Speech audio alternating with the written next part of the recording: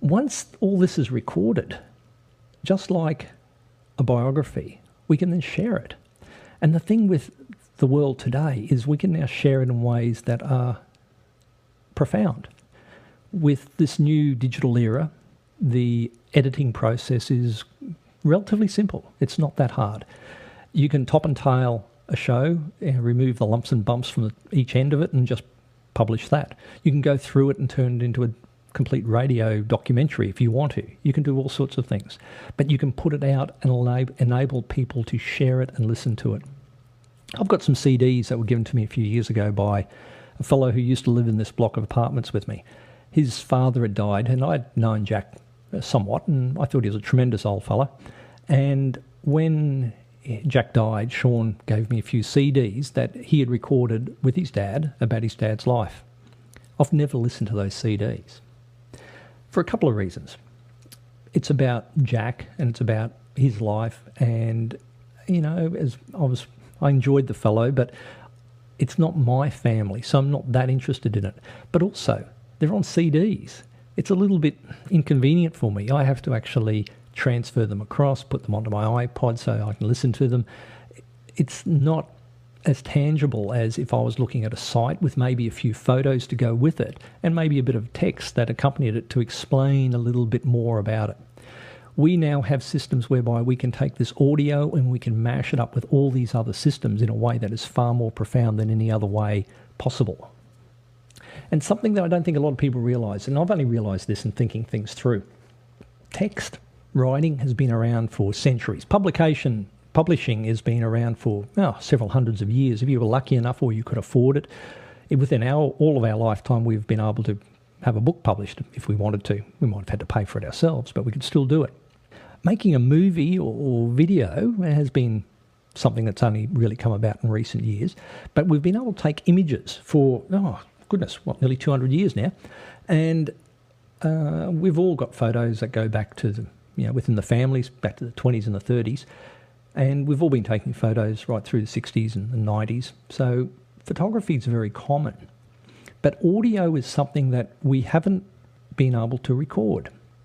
Audio recordings have only been around since the 1880s, and easy recording systems have only been around since the days of cassettes, which is about 40 years. And if you wanted to record onto cassette, how did you do your transfers and editing? If you recorded onto audio tape, 6mm tape, how did you edit it and how did you do something with it? And it's only been probably in the last 5 years that easy-to-use digital recorders have become available. So even though audio is something that is incredibly natural to us, it's something that we all do, we speak and we have conversations all the time, the ability to record those conversations is something that's only come about in the last few years. And I think that explains why there's so little of this out there. It's because it's only just come of age. I'm going to share with you, in doing all my research and digging around, I came across a bit of audio. And this is the Hot Time March by the Edison Concert Band. I won't let you listen to too much, but the recording's pretty rubbish. But it gives you an idea. This is 120 or so years old, which isn't very old when you think about it. You think about photography 120 years ago, it was pretty decent quality. There was plenty of pretty good photos being taken 100 odd years ago, but audio was only just getting started. Listen to this.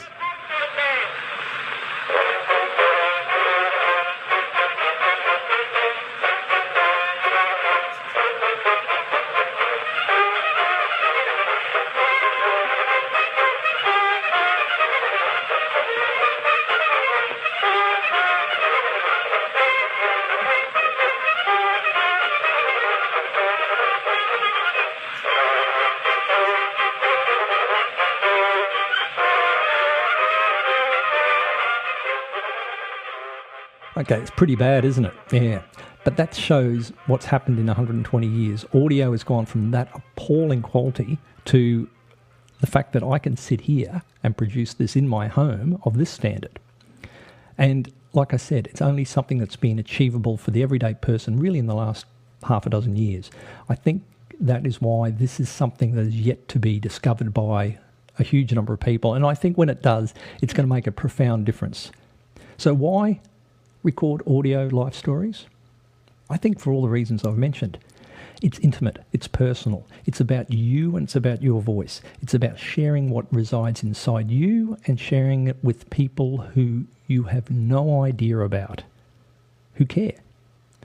I think it's a way of taking the humanity that is within you and sharing it with the rest of humanity. And I think it does it in ways that text doesn't even come close. I think you can achieve a great deal of this with video, but video is 10 times more difficult to work with than audio, and audio at the end of the day is purely a conversation. I think that's why it's worth recording audio life stories. Now, I know that I'm preaching to the converted. That's why you're here. That's why you're listening, because you want a bit of information so that you know how to go about recording a life story. I'd love to know your thoughts, and I'd like to know what you're after. Now, you have somebody in mind. Maybe it's yourself, maybe it's somebody else. Here's something to get you underway. Write down a list of the things that you would like to ask, or place yourself in their position and think of the things that you would like to tell somebody else. Think of and imagine being the listener, and what are the things that you would like to hear from the person who's speaking. Write down a bit of a list of different things that you think would be great subjects to cover in a conversation with whoever you're thinking about working with. Maybe it's yourself, maybe it's somebody else.